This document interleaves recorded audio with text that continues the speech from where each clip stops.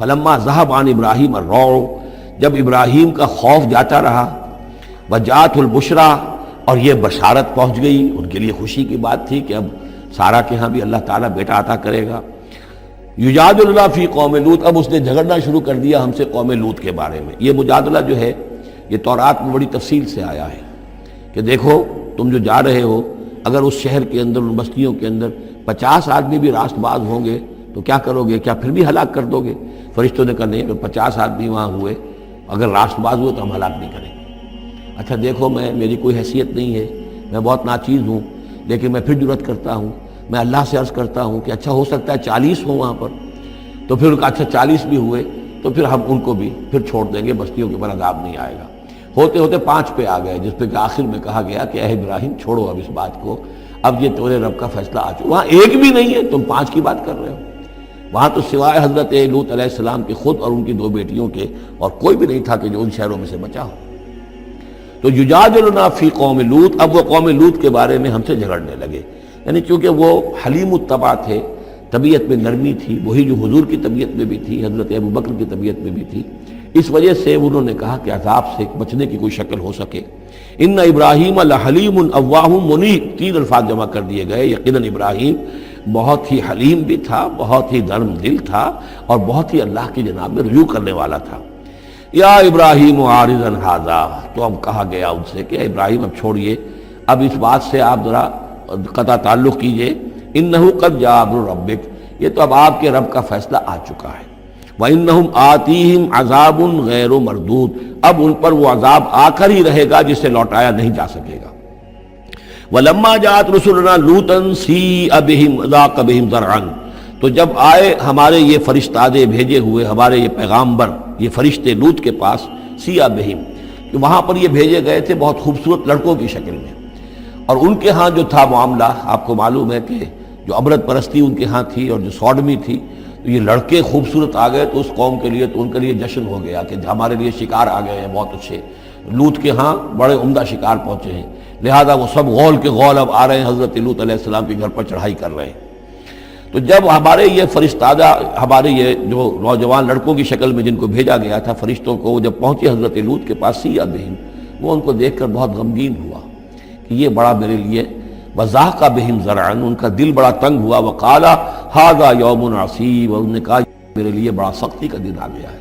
میرے پاس اتنی طاقت نہیں ہے کہ میں ان بدبختوں کا مقابلہ کر سکوں، اپنے ان مہمانوں کو ان کی دستبرد سے میں بچا سکوں۔ اور وہ لوگ جو ہیں جانتے تھے جس قسم کی خبیث ان کی تباہی ہو چکی تھی کہ وہ کسی اپیل اور کسی دلیل سے باز آنے والے نہیں ہیں، تو اس سے ان کے دل کے اندر جو ہے وہ ایک عجیب کیفیت پیدا ہوئی۔ سیء بہم وضاق بہم ذرعا وقال ھذا یوم عصیب وجاءہ قومہ یہرعون الیہ، اور اب آئی اس کی قوم اس کے پاس والہانہ دوڑتی ہوئی، بڑے خوشی سے ناچتے ہوئے آ رہے ہیں کہ آج تو ہمارے لیے جو ہے وہ بہت ہی عمدہ شکار پہنچ گیا ہے۔ وَمِن قَبْلُ كَانُوا يَعْمَلُونَ السَّيِّئَاتِ، اور وہ پہلے ہی سے ان گندے کاموں کے اندر ملوث تھے۔ قَالَ يَا قَوْمِ هَؤُلَاءِ بَنَاتِي هُنَّ أَطْهَرُ لَكُمْ، حضرت لوط نے فرمایا کہ دیکھو میری قوم کے لوگوں، میری بیٹیاں موجود ہیں، وہ تمہارے لیے بہت پاکیزہ ہیں۔ اس کے 2 معنی کیے گئے، ایک تو یہ کہ بیٹیوں سے مراد ہے کہ جو تمہاری بیویاں ہیں وہ میری بیٹیوں کے مانند ہیں۔ نبی جو ہوتا ہے وہ گویا کہ قوم کے لیے والد کی جگہ ہے، جیسے کہ قرآن مجید میں وَأَزْوَاجُهُ أُمَّهَاتُهُمْ، حضور کی تمام ازواج جو ہیں وہ پوری امت کے لیے ماؤں کے درجے میں ہیں، تو گویا کہ میری بیٹیاں ہیں، اللہ نے تمہارے لیے ان کو پیدا کیا ہے، تمہارے لیے جوڑا بنایا ہے، وہ پاک جو ہے تمہارے لیے راستہ اپنی شہوت کی کے تقاضے کو پورا کرنے کے لیے صحیح راستہ اس کو چھوڑ کر، اور یہ بھی ہو سکتا ہے کہ انہوں نے اپنی بیٹیوں ہی کو پیش کیا ہو کہ تمہیں اگر کرنا ہی ہے تو نکاح کر لو، میں اپنی بیٹیاں تمہیں نکاح میں دینے کو تیار ہوں، لیکن میرے جو یہ مہمان ہیں ان کے بارے میں مجھے رسوا نہ کرو۔ قال یا قوم هؤلاء بناتی هن اطہر لکم فاتقوا اللہ ولا تخزون فی ضیفی، تو اللہ کا خوف کرو اور دیکھو مجھے میرے مہمانوں کے معاملے میں رسوا مت کرو۔ الیس منکم رجل رشید، کیا تم میں کوئی ایک آدمی بھی شریف اور کوئی ایک آدمی بھی نیک چلن نہیں رہا؟ یعنی کوئی تو تم میں سے ایسا نکل آتا جو میرا ساتھ دیتا، جو میری ہاں میں ہاں ملاتا، تم میں تو معلوم ہوتا کہ کوئی ایک شخص بھی شریف النفس باقی نہیں رہا۔ قالوا لقد علمت ما لنا فی بناتک من حق، انہوں نے کہا کہ اے لوط تمہیں خوب معلوم ہے تمہاری بیٹیوں پر ہمارا کوئی حق نہیں ہے۔ اس سے معلوم ہوتا ہے وہ دوسری ہی بات ہی زیادہ راجح ہے وَإِنَّكَ لَتَعْلَمُ مَا نُرِيدُ، اور تم خوب جانتے ہو جو ہم چاہتے ہیں، یعنی باتیں مت بناؤ، ہماری توجہ جو ہے ادھر ادھر لے جانے کی کوشش نہ کرو، تم جانتے ہو ہم جو چاہتے ہیں، جس کے لیے ہم حاضر ہوئے ہیں، جس کے لیے ہم پہنچے ہیں۔ قَالَ لَوْ أَنَّ لِي بِكُمْ قُوَّةً، انہوں نے کہا کاش کہ میرے پاس تمہارے مقابلے کے لیے کوئی طاقت ہوتی، او آوی الی رکن شدید، یا وہ کوئی قلعہ ایسا ہوتا جس میں مضبوط میں جا کر پناہ لے لیتا اور تم سے اپنے آپ کو اور اپنے مہمانوں کو بچا لیتا۔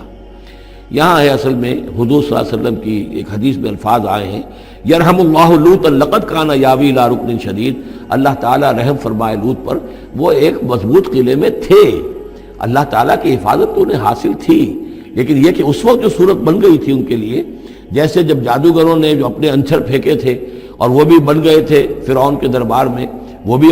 شکل اختیار کر لی تھی انہوں نے سانپوں کی، تو حضرت موسیٰ پر بھی وقتی طور پر خوف طاری ہو گیا تھا۔ تو بن بنائے طب بشری خوف کا ہو جانا یہ کوئی نبوت کی عصمت کے منافی نہیں ہے۔ تو یہاں پر بھی اللہ تعالیٰ کی حفاظت تھی، اور جیسا کہ آیا فرشتوں نے پھر ذرا سا ایک ہاتھ ہلایا اور سب کے سب اندھے ہو گئے، وہ اس طرح کا معاملہ تفاصیل تورات میں ہے۔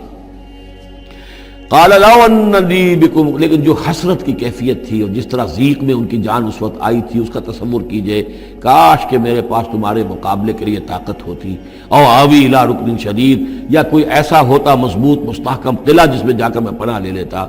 قالوا یا لوط انا رسول ربک، ان فرشتوں نے کہا اے لوط گھبرائیں نہیں، ہم آپ کے رب کے پیغامبر ہیں، بھیجے ہوئے ہیں، لن یصلوا الیک، یہ آپ تک پہنچ ہی نہیں پائیں گے، آپ کو کوئی گردن نہیں پہنچا سکیں گے، آپ بالکل اطمینان رکھیں۔ فَأَسْرِ بِأَهْلِكَ بِقِطْعٍ مِنَ اللَّيْلِ، اور بھی رات کا ایک حصہ جو باقی ہے اس میں آپ اپنے اہل کو لے کر، اپنے گھر والوں کو لے کر نکل جائیے اس بستی سے۔ وَلَا يَلْتَفِتْ مِنْكُمْ أَحَدٌ، اور کوئی بھی آپ میں سے پیچھے نہ دیکھے، پیچھے توجہ نہ کرے،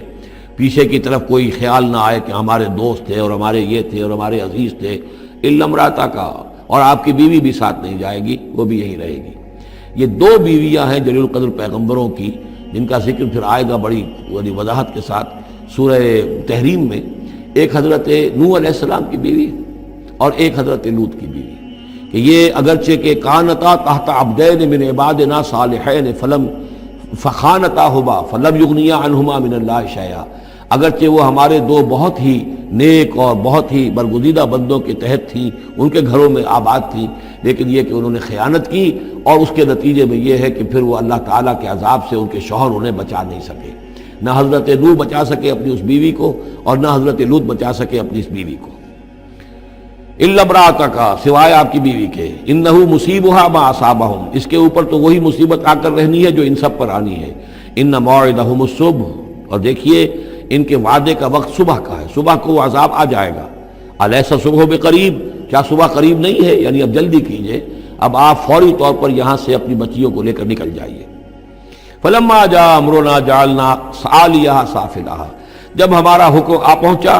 ہم نے اس کے اونچے کو نیچا کر دیا، یعنی کسی بستی کو تلپٹ کیا جائے تو چھت نیچے ہو جائے گی اور جو بنیادیں اوپر آ جائیں گی، عالیہا سافلہا، الٹ کر رکھ دیا بستیوں کو۔ وامطرنا علیہا حجارۃ من سجیل، اور مزید ان کے اوپر ہم نے بارش برسائی کنکروں کی، پتھروں کی، یعنی یہ کہ ایک طرف تو یہ کہ کچھ زلزلہ آیا یا کچھ اور زمین میں دھماکہ ہوا، ایکسپلوژن ہوا جس سے وہ بستیاں الٹ گئیں، اور اس کے بعد یہ ہے کہ آسمان سے پھر بارش ہوئی ہے ان پر سجیل۔ یہ سجیل اصل میں فارسی کا لفظ ہے سنگ گل، سنگ گل یعنی یہ کہ مٹی جو ہے اگر کسی صحرا کے اندر تھوڑی سی پھوار پڑے اور زیادہ تیز بارش نہ ہو تو وہ ہر قطرے کے ساتھ تھوڑی سی مٹی مل کر وہ ایک چھوٹا سا دانہ بنتا ہے، اور وہ پھر دھوپ جب پڑتی ہے تو وہ پھر پک جاتا ہے، جیسے کہ کہیں آپ اینٹیں پکاتے ہیں اپنے بھٹیوں کے اندر، یہ پھر کہلاتی ہے سنگ گل، یعنی یہ پتھر تو ہے لیکن یہ پتھر نہیں ہے، یہ مٹی کے بنے ہوئے پتھر ہیں، کنکر ہیں۔ ان کنکروں کی بارش ہوئی جس کے اندر کہ اس کو بالکل دفن کر دیا گیا ان دونوں شہروں کو۔ منضود، تہ بر تہ، تہ بر تہ، وہ جو بارش ہو رہی تھی کنکروں کی تہ بر تہ، مسومۃ عند ربک، اور وہ نشان زد تھے تیرے رب کی طرف سے، یعنی ہر ایک کے لیے معلوم تھا کہ کس کو کون سا پتھر لگنا ہے اور کون سا جو شخص ہے اس کی ہلاکت کس کے ذریعے سے ہونی ہے۔ وما ہی من الظالمین ببعید، اور یہ ان ظالموں سے کچھ زیادہ دور نہیں ہے، یعنی جو مشرکین مکہ ہیں، جو قریش ہیں اور عرب کے جو مشرک ہیں، ان سے یہ بستیاں کو دور تو نہیں ہیں، اس لیے کہ یہ جب جاتے تھے فلسطین کی طرف اپنے قافلے لے کر تو یہاں سے گزرتے تھے، قوم سمود کا مسکن بھی ان کے راستے میں آتے تھے، قوم مدین کا علاقہ بھی ان کے راستے میں آتا تھا، پھر یہ عمورہ اور صدوم کی بستیوں کے جو ہے یہ بھی کچھ ان کے جو آثار باقی رہ گئے تھے وہ بھی آتے تھے۔ وَلُوطًا، اور ہم نے بھیجا تھا لوط کو، اِذ قَالَ لِقَوْمِهِ، جبکہ انہوں نے کہا تھا اپنی قوم سے، أَتَأْتُونَ الْفَاحِشَةَ وَأَنْتُمْ تُبْصِرُونَ، کیا تم دیکھتے ہوئے فحش کا حرکت کا ارتکاب کرتے ہو؟ یعنی یہ بھی معلوم ہوتا ہے کہ ان کے ہاں یہ مسئلہ اس درجے گندگی کو پہنچ گیا تھا کہ علی الاعلان مجلس کے اندر یہ حرکتیں کرتے تھے۔ أَإِنَّكُمْ لَتَأْتُونَ الرِّجَالَ شَهْوَةً فِي دُونِ النِّسَاءِ،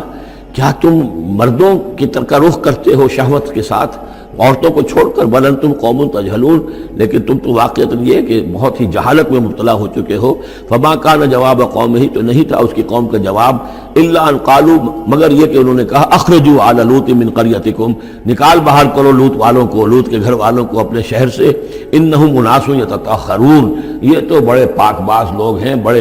بڑے طہارت اور بڑی پاکیزگی رکھنے والے لوگ ہیں۔ فانجیناہ واہلہ، تو ہم نے نجات دی اس کو اور اس کے گھر والوں کو، الا امرأتہ، سوائے اس کی بیوی کے، قدرناہا من الغابرین، یہ ہم نے مقرر کر دیا تھا کہ وہ پیچھے رہنے والوں میں ہوگی۔ وامطرنا علیہم مطرا، اور ہم نے ان پر ایک بارش برسائی، فساء مطر المنذرین، تو بہت ہی بری بارش تھی وہ کہ جو ان لوگوں پر برسائی گئی کہ جن کو خبردار کر دیا گیا تھا۔